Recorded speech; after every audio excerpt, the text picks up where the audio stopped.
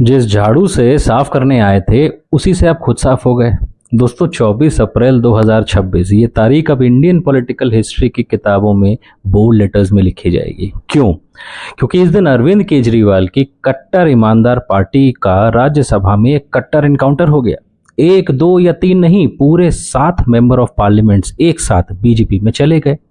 राघव चड्ढा, संदीप पाठक, स्वाति मालीवाल, हरभजन सिंह, अशोक मित्तल, विक्रमजीत सिंह साहनी और राजेंद्र गुप्ता। आप लिस्ट देखो, ये आपका पूरा किचन कैबिनेट जो पूरा का पूरा उठ के दूसरी पार्टी के किचन में शिफ्ट हो गया है।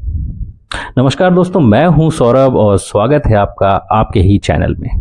आज के इस एक्सप्लोसिव एनालिसिस में हम देखेंगे कि एक ऐसी पार्टी का कोलैप्स जो एक एंटी करप्शन आंदोलन से पैदा हुई थी। सवाल ये है कि क्या ये बीजेपी की कोई मास्टर क्लास थी, कोई सर्जिकल स्ट्राइक थी या फिर केजरीवाल की तानाशाही का कर्मा। आज के वीडियो में हम इन 7 नेताओं का पूरा पोस्टमार्टम करेंगे। थोड़ा सा रोस्ट होगा, ज्यादा एनालिसिस होगा और सच 100% होगा। अगर आपको भी आसान भाषा में समझना है कि ये पॉलिटिकल अर्थक्वेक कैसे आया तो वीडियो को एंड तक जरूर देखिएगा और आपसे रिक्वेस्ट है आप चैनल को सब्सक्राइब जरूर कर लीजिएगा अगर आपको भी ऐसे ही सिंपल भाषा में डीप एनालिसिस पसंद हो। चलिए टाइम वेस्ट किए बिना शुरू करते हैं। सीन समझो पहले। आम आदमी पार्टी के राज्यसभा में 10 एमपी थे। 24 अप्रैल को अचानक 7 लोग प्रेस कॉन्फ्रेंस करते हैं और बोलते हैं हम डिफेक्शन नहीं बीजेपी में मर्ज कर रहे हैं। डिफेक्शन मतलब होता है दल बदलू।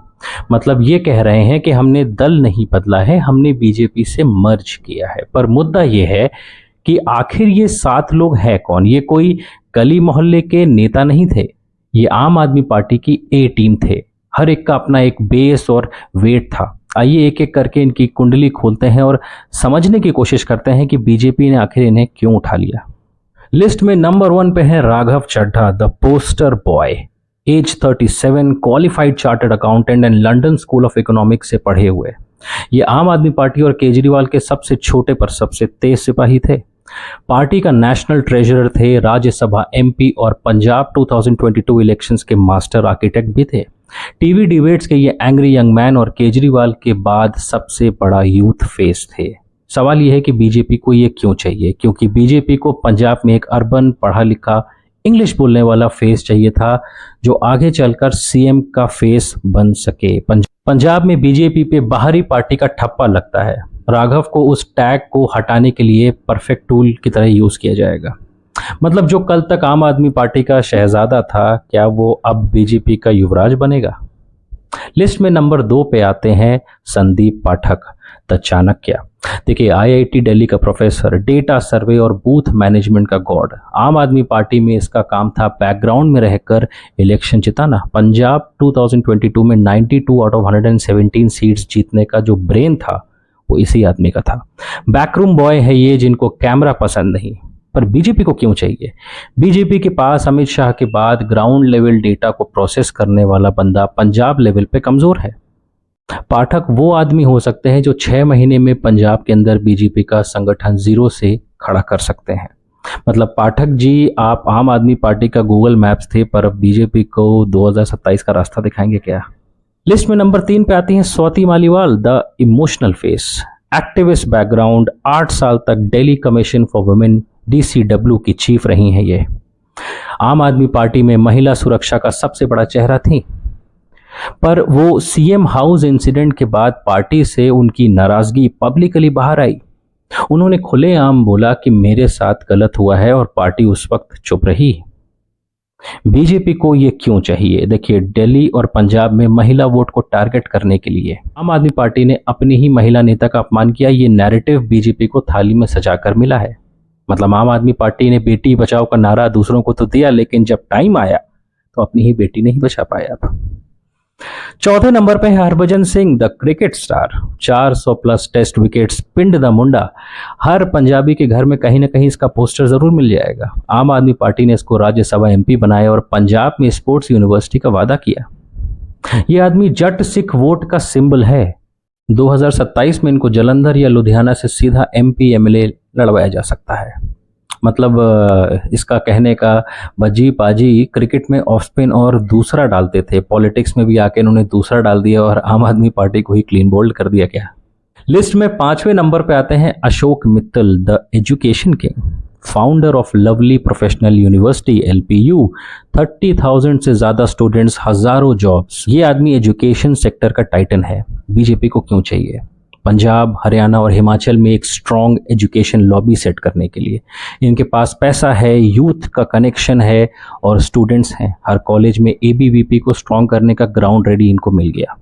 लिस्ट में है नंबर 6 पे Vikramjit Singh Sahni, the Panthic vote, international businessman, Padmashri जीतने वाले। सिख कम्युनिटी और ट्रेडर्स में इनकी मैसिव रिस्पेक्ट है। SGPC शिरोमणि गुरुद्वारा प्रबंधक कमेटी में इनकी गहरी दोस्ती भी है। बीजेपी के लिए ये सिख ट्रेडर्स, NRI फंडिंग और सबसे ज़रूरी वो पांथिक वोट का जुगाड़ करेंगे। पंजाब में बिना इनके आप इलेक्शंस नहीं जीत सकते। मतलब व्यापार हमेशा समझदार आदमी करता है। इन्होंने देखा जब आम आदमी पार्टी के शेयर्स डूब रहे हैं तो इन्होंने अपना पोर्टफोलियो बीजेपी में ट्रांसफर कर लिया। लिस्ट पे नंबर 7 पे हैं Rajendra Gupta, the corporate tycoon, Punjab के सबसे बड़े इंडस्ट्रियलिस्ट में से एक। बीजेपी को क्यों चाहिए? ऑब्वियसली कॉर्पोरेट फंडिंग और ईज ऑफ डूइंग बिजनेस का फेस इलेक्शन में लड़ाने के लिए, रिसोर्सेज, जॉब क्रिएटर का टैग। मतलब झाड़ू वाली पार्टी में शायद कॉर्पोरेट आम आदमी एडजस्ट नहीं हो पा रहा था, इसलिए उन्हें लगा कि कमल के फूल में इन्वेस्टमेंट शायद ज़्यादा सेफ है। समरी में बोले तो एक पोस्टर बॉय, एक चाणक्य, एक महिला आइकॉन, एक क्रिकेट स्टार, एक यूनिवर्सिटी का किंग और 2 बिजनेस टाइकून। बीजेपी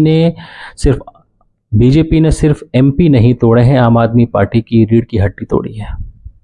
अगर आप लोग ये सोच रहे हैं कि भाई पार्टी बदलना तो इलीगल होता है, उनकी कुर्सी नहीं चली जाएगी, देखिए इसको समझने के लिए हमें एंटी डिफेक्शन लॉ यानी दल बदल विरोध कानून का लीगल खेल समझना पड़ेगा। मैं बिल्कुल सिंपल भाषा में आपको समझाता हूं। देखिए पहले प्रॉब्लम क्या थी, 1980s के टाइम में नेता सुबह कांग्रेस में होते थे, शाम को जनता दल में चले आते थे और रात को इंडिपेंडेंट हो जाते थे। जनता वोट किसी को देती थी, CM कोई और बन जाता था। इस आया राम गया राम कल्चर को रोकने के लिए 1985 में कानून आया। इसके लिए इसके 2 सिंपल रूल्स थे। पहला रूल था पार्टी अगर छोड़ी तो कुर्सी गई, यानी अगर कोई MP या MLA अपनी पार्टी छोड़ दे तो स्पीकर उसको डिस्क्वालीफाई कर देगा। तुम आपकी टिकट पे जीते, कल बीजेपी में गए, स्पीकर बोलेगा भाई तू घर जा, बाई इलेक्शंस में फिर से लड़के आ। और जैसे कि हम जानते हैं हर रूल का एक लूप होल होता है, वही है इसका रूल 2/3 का मर्जर। कानून कहता है कि अगर किसी पार्टी के 2/3 यानी लगभग 66.6% MP और MLA एक साथ पार्टी छोड़कर दूसरी पार्टी में मर्ज कर जाएं तो वो डिफेक्शन नहीं कहलाएगा, मर्जर कहलाएगा। सबकी कुर्सी सेफ रहेगी, नो डिस्क्वालिफिकेशन, कोई इलेक्शन नहीं करना पड़ेगा। इसको एक सिंपल एग्जांपल से समझो। मान लो तुम्हारे स्कूल में, तुम्हारे क्लास में आम आदमी ग्रुप के 10 बच्चे हैं। अगर 2 बच्चे चुपचाप बीजेपी ग्रुप में शामिल हो जाए तो प्रिंसिपल उनको निकाल देगा, रस्टिकेट कर देगा। ये है डिफेक्शन। पर अगर वही 10 ग्रुप के बच्चों में से 7 बच्चे एक साथ प्रिंसिपल को लेटर लिख दें कि हम आम आदमी पार्टी छोड़ के बीजेपी ग्रुप में जाना चाहते हैं, तो प्रिंसिपल वहां कुछ नहीं कर पाएगा। क्यों? क्योंकि 7 out of 10 is equal to 70% और कानून कहता है कि 66.6% पे आप सेफ हैं। और यही हुआ आम आदमी पार्टी के केस में। आम आदमी पार्टी के राज्यसभा में 10 MP थे, गए कितने? 7, परसेंटेज निकालो 70। Again rule 2। इसीलिए राघव चड्ढा छाती ठोक के प्रेस कॉन्फ्रेंस में कह रहे थे कि हमने डिफेक्शन नहीं किया, लीगली मर्ज किया है।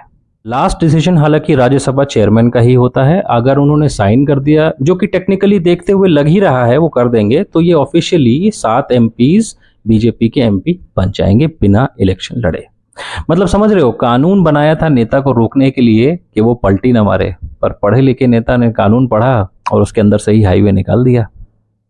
ये कोई रातों रात लिया गया छोटा मोटा फैसला नहीं था। केजरीवाल देखिए लीगल मैटर्स में फंसे हुए हैं, टॉप लीडरशिप वल्नरेबल है। तभी दुश्मन ने आके सिर्फ वहां पे आग नहीं सेकी, वहां अपना पूरा ढाबा ही खोल लिया।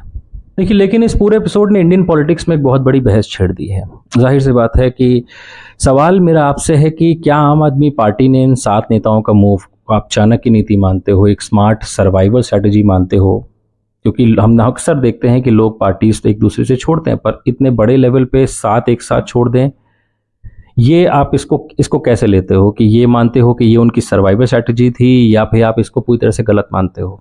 मुझे नीचे कमेंट्स में ज़रूर बताइए। अगर आपको आज की ये डीप डाइव और रोस्ट एनालिसिस पसंद आई तो बिना सोचे इस वीडियो को लाइक कर दीजिए और अपनों के साथ शेयर कर दीजिए जिन्हें सिंपल सरल भाषाओं में चीज़ों को समझना पसंद है। चैनल को प्लीज़ सब्सक्राइब करना मत भूलिएगा और बेल आइकन दबाना मत भूलिएगा ताकि ऐसे ही वीडियो आप मिस ना करें। मिलते हैं जल्दी ही आपसे एक और नए वीडियो में, तब तक के लिए जय हिंद, जय भारत।